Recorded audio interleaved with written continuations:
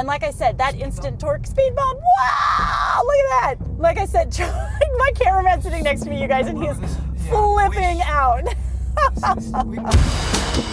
So what do you get when you combine Italian styling with just a little bit of eco-consciousness? No, it's not that green pasta that we all love so much. It's this, the 2015 Fiat 500e, and that's right, it's electric, baby. Fiat says that ugliness is the worst pollution of all, and frankly, I tend to agree with them. There's no reason that EVs need to look space age. There are a few tweaks on the body of the Fiat that the eagle-eyed might see, like a lower front fascia and rear spoiler for better aero and a rear diffuser. But beyond that and some simple 500e badging, the electric version looks just like the gas-powered 500s. So, like a giant roller skate. So, how does it all work? Well, first of all, we get rid of this giant piece of plastic because we don't need it. And I've got a high voltage lithium-ion battery. Here I've got my regular battery that just powers all my accessories, and then tucked underneath that is the electric motor. Now here is where all of the magic happens. This is the inverter. What that does is that inverts, see what I did there? That inverts the DC power from the battery into AC power that the electric motor wants. And that will give you a range of 87 miles per charge. But of course, this baby needs some juice, right? There's a couple different ways you can do that. The first way is through just a regular 110 volt outlet. That is just what you would find in your home. So you just plug this guy in, and then you just plug this guy in, and simple, but you're gonna have to wait 24 hours for a full charge. Another way to do it is via a level 2 charger, and that is like you would find in your washer and dryer, 240 volts. You need to install a power unit in your home for about $2,000, but that will allow you to charge the car to a full charge in 4 hours. Now, unfortunately, the Fiat 500e does not support the high-speed level 3 charging, which would charge it up in about a half an hour. Boo, boo, boo, boo. But the good news is the battery is covered by an 8-year limited warranty, and you can charge this from the mid-cycle all the way up full, and it will not diminish your battery life. Now you've only got 7 cubic feet of space back here. That is less than the regular 500. So what does it mean for my trademark laundry basket rating? Well, looks like I can shove 2 in there, but I don't think the door is gonna close, so trademark laundry basket rating of 0. But don't despair, you can fold those rear seats down and get about 26 cubic feet of space.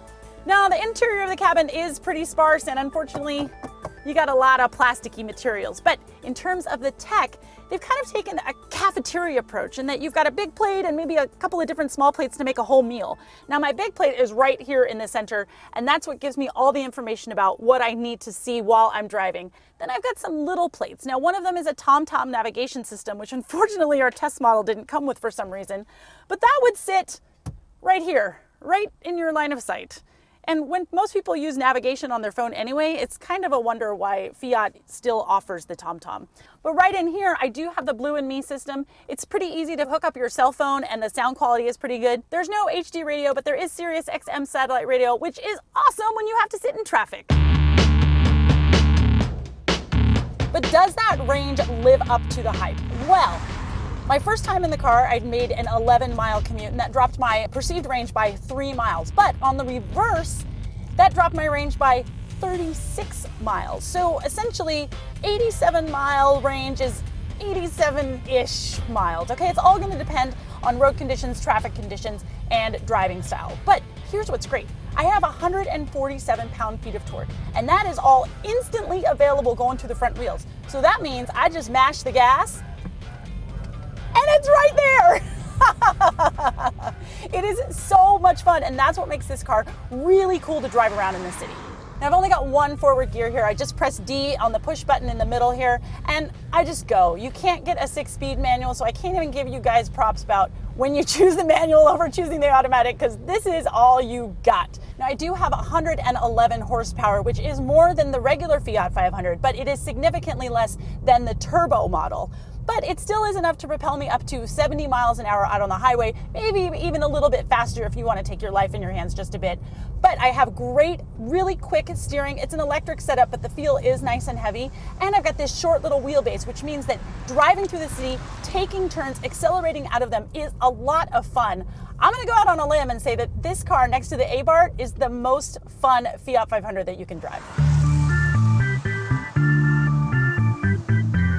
So how much is this going to cost you? Well, the 2015 Fiat 500e starts at $31,800, which is a lot, but you do get a $7,500 federal rebate, and then depending on where you live, you can save up to $14,000 on this car. That's right, that's like 3 European vacations.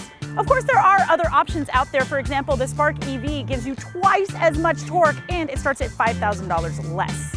That's it for now. Thanks so much for watching. I'm Emmy Hall. Hey, be sure to find me and CNET on all those crazy social medias. See you later.